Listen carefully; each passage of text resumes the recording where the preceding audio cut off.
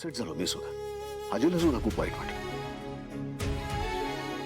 पण तरी सुद्धा या सगळ्या गोष्टी मागे टाकून, या सगळ्या गोष्टी दुर्लक्षित करून पुन्हा मी या नात्याकडे बघायला तयार होतो. त्याचं कारण या सगळ्याच्या मुळाशी तुमच्या दोघांचं नातं आहे. तुमचं प्रेम, तुमचं लग्न, तुमचा संसार टिकणं हे सगळ्यात जास्त महत्वाचं आहे. आणि ते जर होणार असेल ना तर या बाकी कुठल्याच गोष्टीला काहीही महत्व नाही.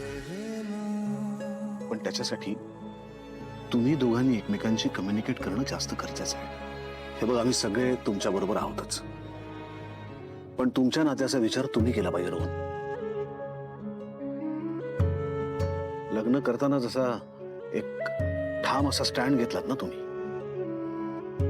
तसा स्टँड घेण्याची आता वेळ आली. तू घेतला पाहिजे.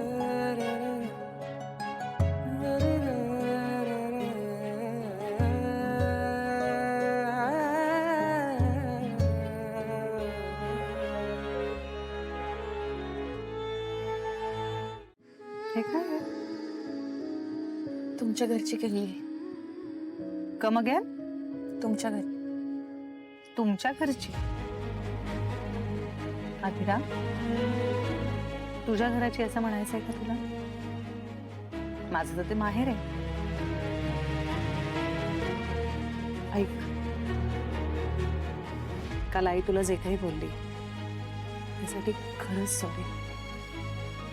पण तू ना एक गोष्ट समजून घे, आई सोडून बाकी सगळ्यांसाठी तू लाडोबा आहेस. आम्हाला खूप आवडतेस तू, आणि तुला काहीही ऍडजस्ट करायची किंवा स्वतःला बदलायची वगैरे काही गरज नाहीये. तू आहेस तशीच राहा.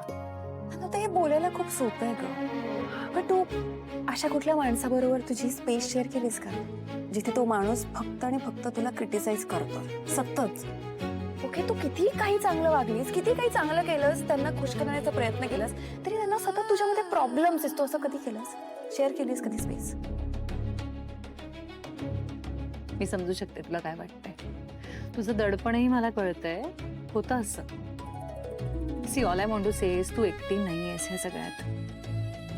हो, आई चिडली आहे तुझ्यावर, दॅट्स ओके. एक माणूस घरातला चिडला असला आणि बाकीचे सगळे आपल्या बरोबर असले तर आपल्याला त्या चिडलेल्या माणसाचा राग सहन करणं सोपं जातं ना. अगं, अख्खी सपोर्ट सिस्टम तुझ्या बरोबर आहे त्या घरात.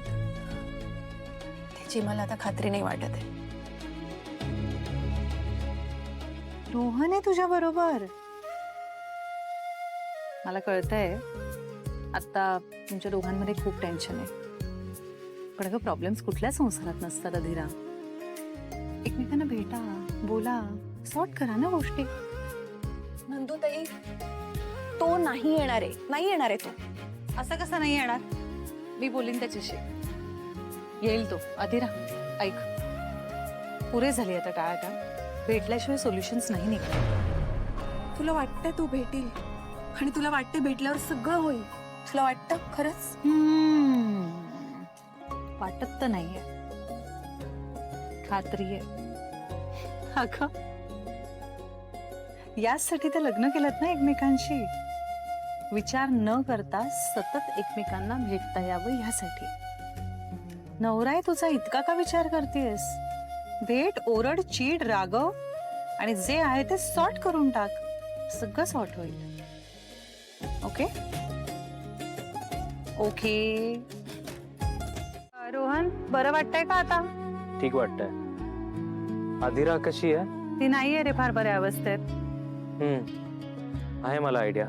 मग तरी तुला काहीच करावंसं वाटत नाहीये का? अरे भेट तिला, जाऊन बोल ना तिच्याशी शांतपणे. सगळे हेच का सांगतायत यार मला? अरे मग आता दुसरं काय सांगणार रोहन? तुम्ही दोघं जर भेटून बोललाच नाहीत तर हे वाद मिटतील कसे? आणि ताई, भेटून तरी मिटतील हे कशावर नाही? सांग ना, गोष्टी अजून चिघळल्या तर अगं अजून भांडण होतील आमच्यात.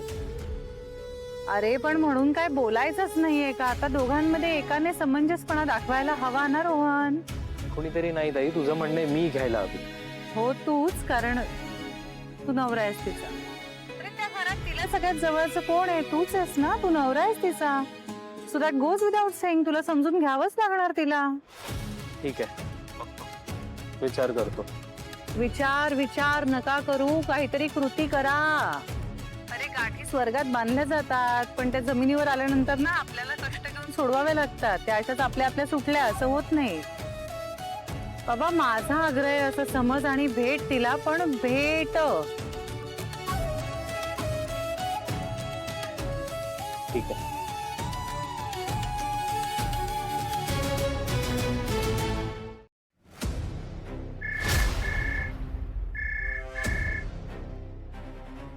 हा अधिरा बोल.